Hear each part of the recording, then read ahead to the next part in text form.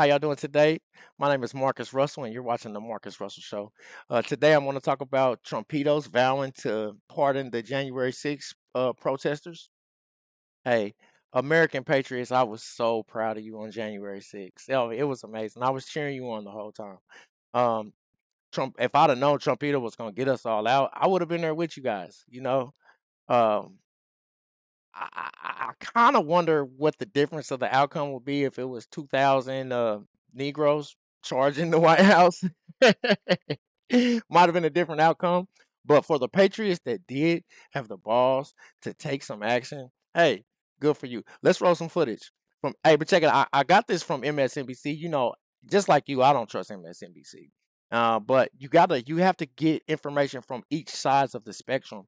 You can't just follow because it's all the same measure of footage. They're using the same information. They're just having their different perspectives, just like we have perspectives. So I respect their perspective, and I just want to use their clip for us to speak on the January 6th pardon. Go ahead and run the clip, bro. Most, if not all, of the January 6th insurrectionists on his first day in office. He made the comment during an interview on NBC's Meet the Press yesterday.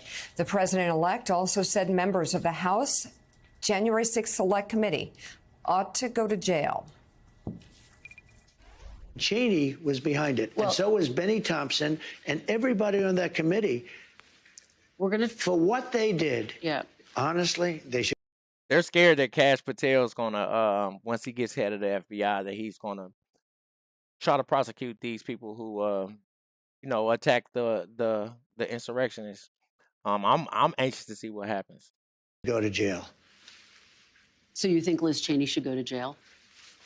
For what they did. Everyone on the committee, you think? I think everybody anybody that voted in favor. Are you going to direct your FBI director and your attorney general to send them to jail? No, not at all. I think that they'll have to look at that, but I'm not going to. I'm going to focus on drill, baby, drill. I'm going to look at everything. We're going to look at individual cases, yeah. Okay. But I'm going to be acting very quickly. Within your first 100 days, first day? First day. First day. Yeah, I'm looking first day. Issue these pardons. These people have been there. How long is it? 3 or 4 years. Okay. By the way, they've been in there for years, and they're in a filthy, disgusting place that shouldn't even be allowed to be open. Let's bring in the co-founders and CEO of Axios, Jim Vandehei, and co-founder of Axios, Mike Allen. We're going to get guys to the article about the splintering of the media, but first, obviously, we should address this. Jim Vandehei, quote, they should go to jail. Liz Cheney, Benny Thompson, Adam Kinzinger, everybody else on the committee. That is obviously, that's obviously a red siren. And I would say specifically for Joe Biden when he's talking about what pardons need to be issued. But for everybody post-election that said, oh, well, people didn't want the fascist rhetoric. They didn't want the harsh retribution. They were voting because of the price of bread and gasoline. Well, Donald Trump post-election still talking this way. It's no dispute that Trumpito is actually now the people's president.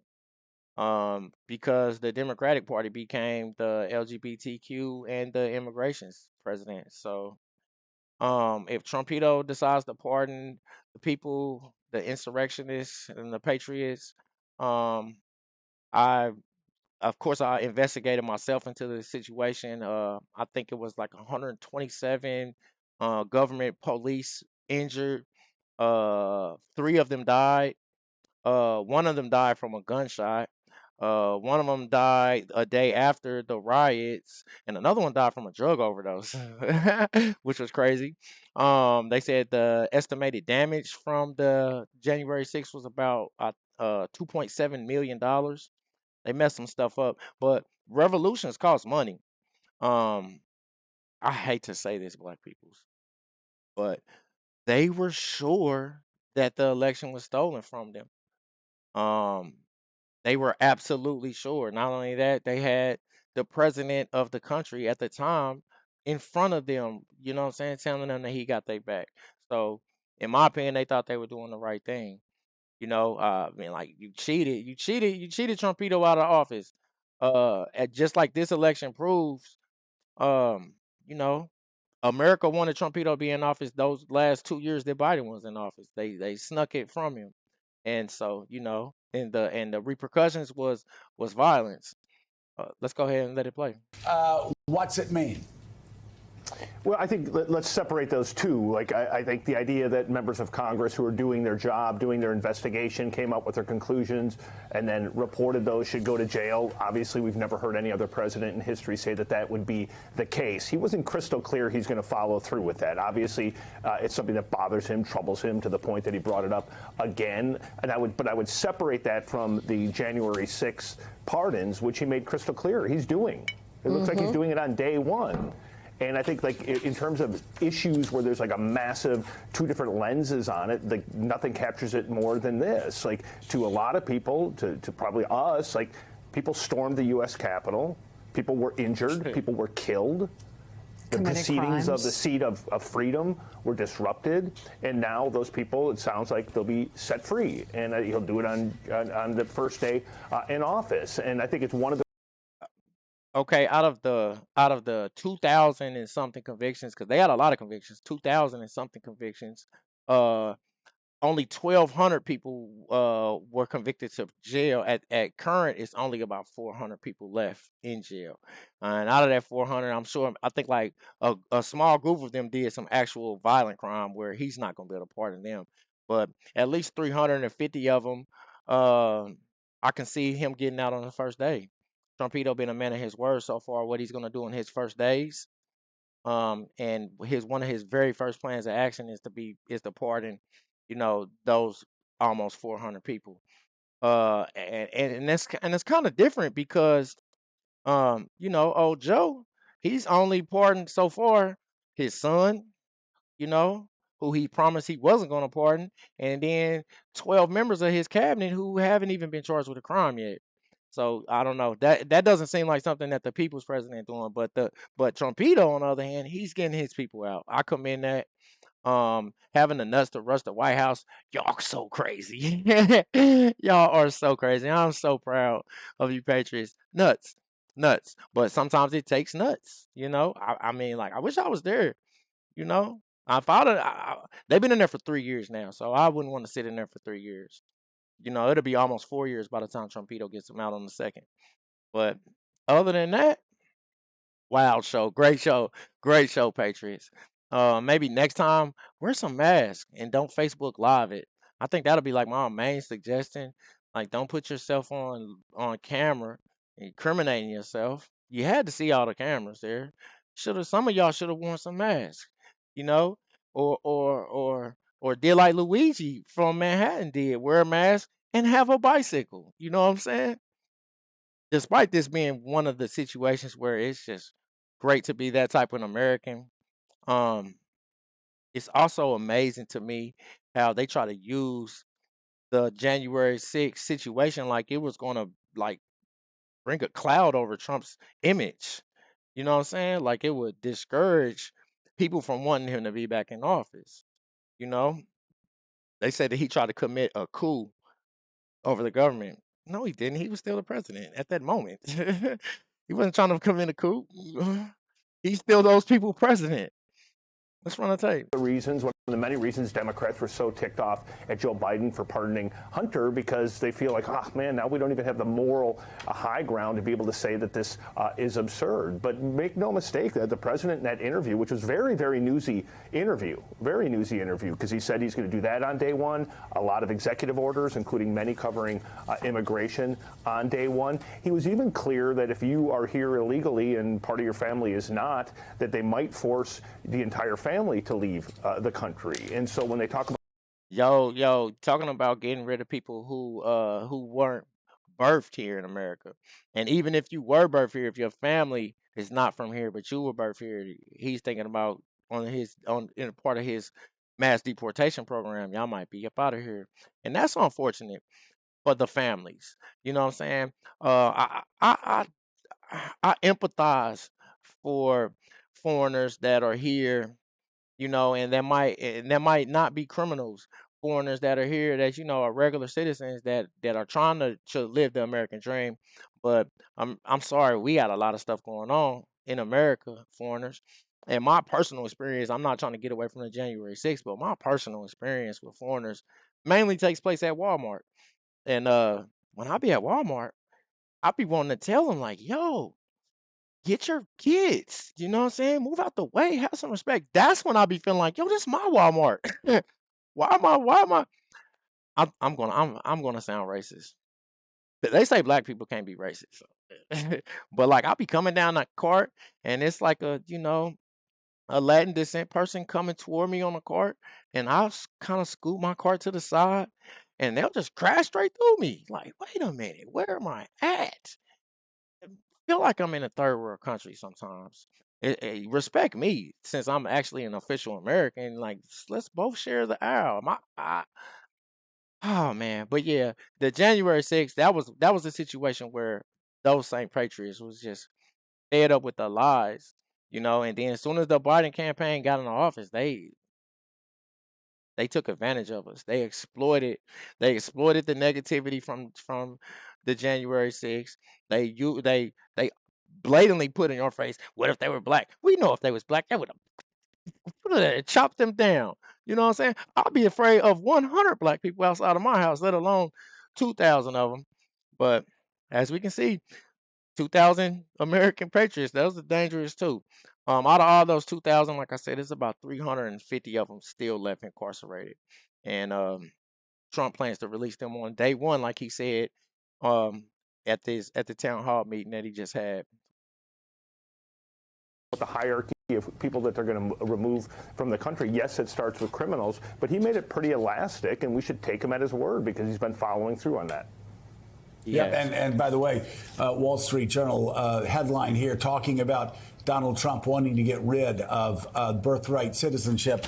Let's just say here that's not going to happen. That's a constitutional amendment, not going to happen. But still, the headline's going to be out there. People are going to chase after it. Mike Allen, a very, very good point that Jim just made. Whenever he was talking about persecution against people that investigated him, for the most part, it was more generalized. They should go to jail. Jack Smith for what he did, et cetera, et cetera. Are you going to do it? No, I'll let Pam Bondi look at it, Kash Patel look at it.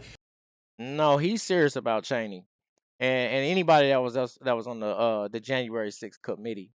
You know what I mean? Because the committee was for for you know for political reasons. They had that committee and they were really trying to charge Trumpito with the actions of the Patriots. Now, of course, he gets the crowd riled up. That's what he does. He's the people's president. You know what I'm saying? Okay, then let's just say that I tell you, I am so sick of how America is treating me. You know what I'm saying? And treating us. Since they're treating me like this, they're treating you like this. Let's say I spit that spiel into my audience and they get excited. And then 2,000 of them go react. You know what I mean? Like he didn't necessarily say, let's go tear the club up. You know what I'm saying? He just got them excited with some truth. And then they reacted. And the fact that they even attempted to try to charge him, you can't charge the president. Like he said, I can smoke somebody in front of everybody. You can't charge me with nothing. I'm the president. Facts. You know what I'm saying? So the committee was just the fact that they had the committee, they were literally using the political power to try to defame him through the media. But America's proved we don't care about.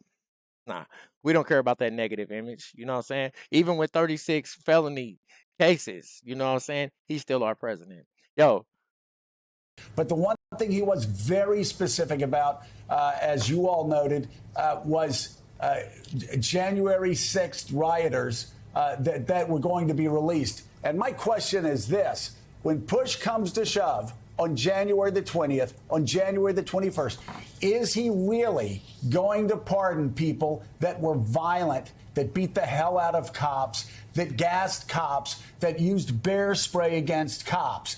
Because if so, there will be a tremendous backlash, even from people who voted for him.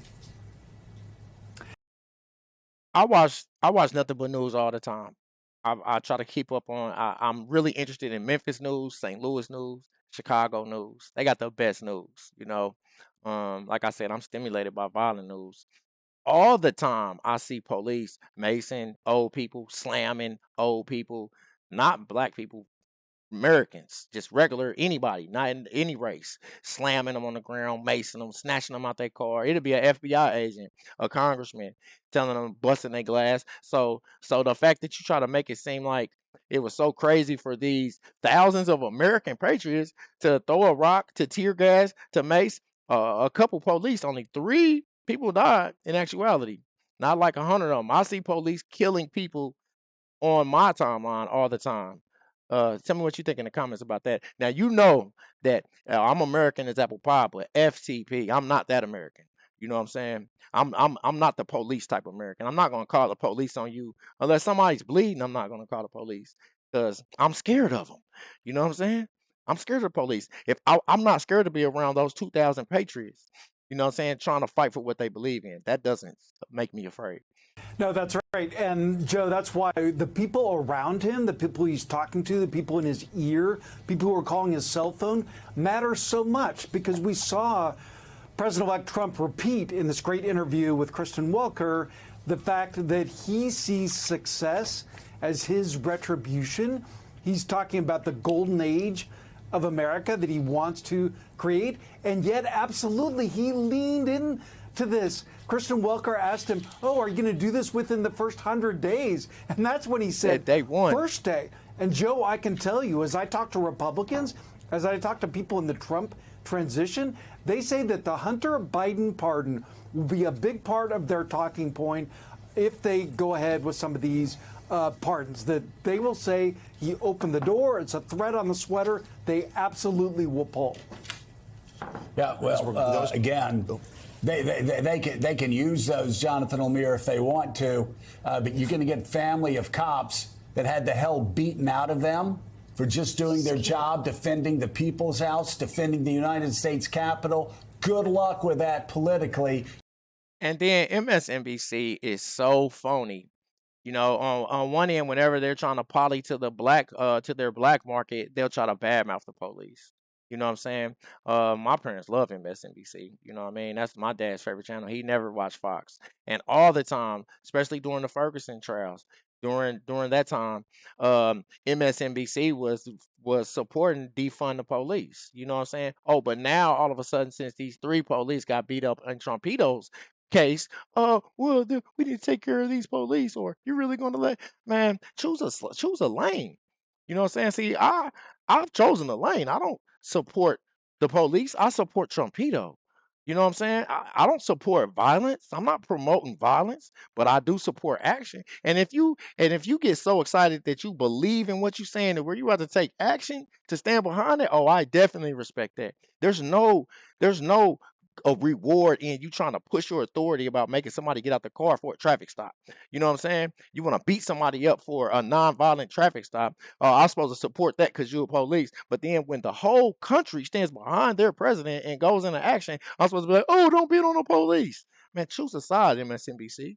It will not go well. You can go Hunter Biden. They'll go, yeah, well, that guy that you just let out of jail that was sentenced 10 years for beating the hell out of a law enforcement officer, that's on you. I want to read you what Liz Cheney had to say. Here is the truth. Donald Trump attempted to overturn the 2020 presidential election and seize power. He mobilized an angry mob and sent them to the United States Capitol, where they attacked police officers, invaded the building, and halted the official counting of electoral votes, Cheney said. Donald Trump's suggestion that members of Congress who later investigated his illegal and unconstitutional action should be jailed is a continuation of his assault on the rule of law and the foundations of our republic. And Jonathan Lemire, for a new incoming president, you know what? That is not the fight he wants to pick. I mean, he may want to pick that fight, but it's just not going to end well. It's not the fight he should pick, but it very well may be the fight he chooses to pick.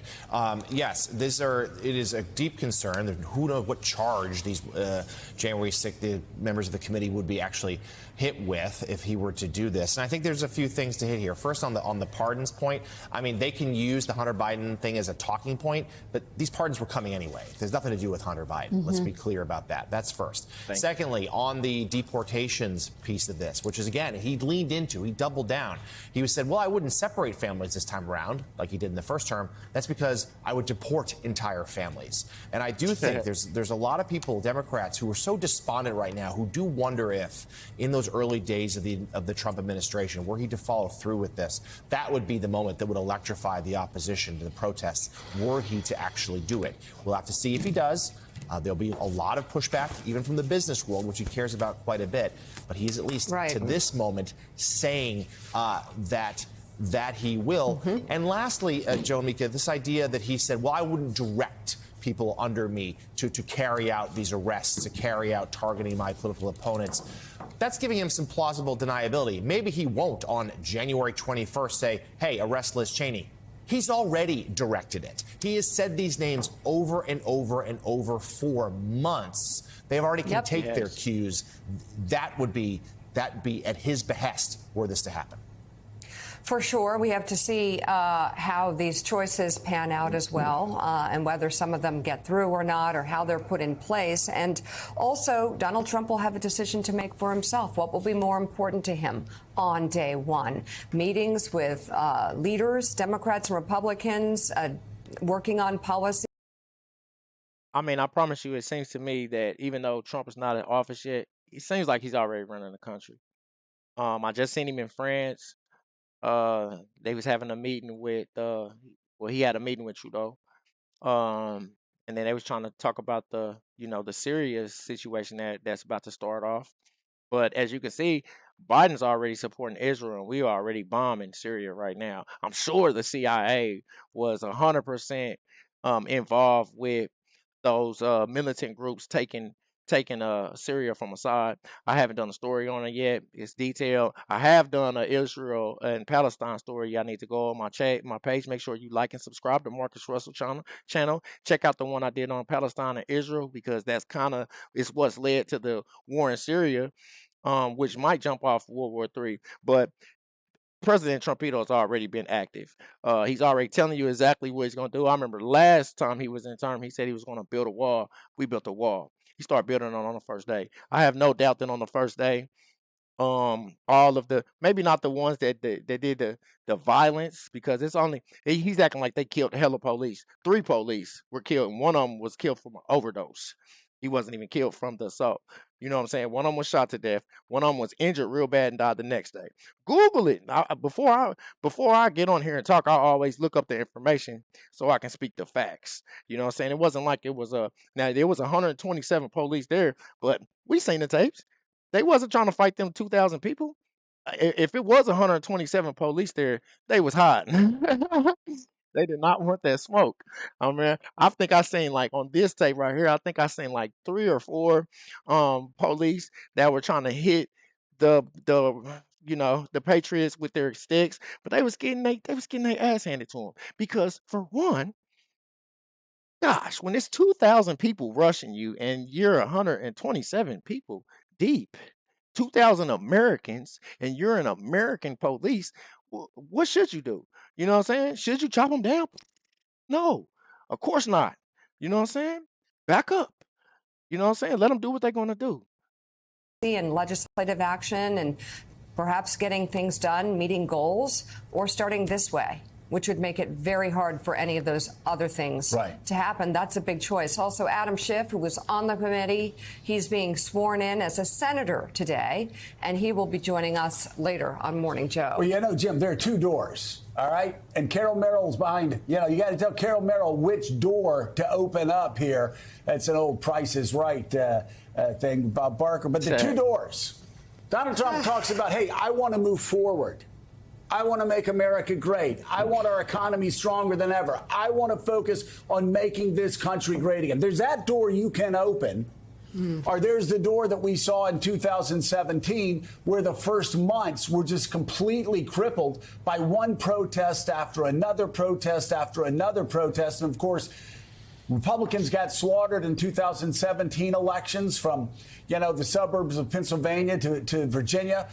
2018, they lost. 2019, they lost. The question is whether he's going to repeat himself, because he can't do two things. Right. He can't look forward and work on a legacy that he thinks is going to be about making America greater and stronger and more powerful than ever before, while going after political opponents. I think You got to get rid of the bad apples. I think that the legacy of Trumpito clearly is changing the face of Congress. You know what I'm saying? Somebody was saying, what are these TV personalities going to do to make America great? Well, what have these old heads done for my entire life? You know what I'm saying? They haven't passed any laws. No Republican has passed a law where, no Democratic Party has passed a law where I'm like, I'm so glad that my family is Democrats, you know? And then like the way that Democratic news channels go back and forth to whatever stimulate. Oh, the F the police during the Ferguson trial, but then just like for now, oh, but Trump killed the. Y'all don't care. Y'all just trying to get us excited with a racial issue to keep us divided. For the Americans, I'm a B for T. Now I'm not a B for police. You know what I'm saying? But I'm a B for T. And do I see the legacy of Trump being what that he dismantled the FBI, that he dismantled these the Department of Justice needs it's the worst part of America to me. Come on, bro. Who are you talking to when you talking about what he's messing up? What have Biden and the Biden campaign done to change anything? They was talking all that stuff during the Ferguson stuff, but they made no changes to make it safer. I feel like when I go on my timeline and I see police brutality, the only difference is now is if you record it and if you have enough money for an attorney, you can sue them if you make them snatch you out your car and violate your rights. You know what I'm saying? But everybody doesn't have 10,000 to go to court just to get snatched out their car by the police. You know what I'm saying? And whatever money you're going to get is not worth your life. think he would argue otherwise. He would argue, watch me, I'm going to do both. They're very clear when you talk to them. They think they can do both. The way we look at it is they basically assembled a team and kind of an idea of creators and destroyers. The creators are the people who are going to be getting the economic jobs and the jobs around energy, jobs where you can create momentum in the economy, create growth, create new jobs, create new industries. At the same time, they have these destroyers at FBI or DNI or at the Pentagon, if he gets his way, where they feel like they do want to go after both their enemies, but also they want to go after what they consider like useless bureaucracies. They really do think they can take the wrecking ball on one side while building on the other. I agree, it's very difficult. Governing is a hell of a lot harder than talking. No other time in history has a president been willing to tear down before rebuilding. If you're gonna rebuild a messed up house, you not if you I mean like if there's a house and the foundation is destroyed, you know what I'm saying? It's pointless to just keep adding to put a new roof on it. So like I said, they realize that our foundations of our country, even our institutions, even like bridges and sewage in America is old and outdated. Why would you not think that the government processes, that the people who've been running our government doesn't need to be regrouped, rechanged, rethought? you know But they are hell-bent on doing it. And if you look at the people they're surrounding themselves with, it's people that egg them on, right? Like if you think about the theology of like an Elon Musk, it's like, yes, you can. You can do a lot more than people think you can do. It might be ugly. It might be messy. But at the end of the day, you're going to have a hell of a lot more success if you choose that route. That is the route they will go down. Well, if they try to go down both routes, Mika, that'll be hard. Again, like I said, it won't end well. Yeah. They're going to lose in 20, they'll lose 25 elections, 26 elections, 27 elections, but they can try it. So, Joe, who do you think you're talking to? It's over. He actually won the last election. He just was cheated out of it. Why do you think that they tore the White House up? You know, and then now the whole country has shifted as the parties has shifted. You know, Soon as maybe there's a party out there that's saying it's trying to help the people, then Trump might have a tremendous backlash. Until that time, I'm standing behind Trumpito. Let me know what you think in the comments. Like and subscribe. Thank you.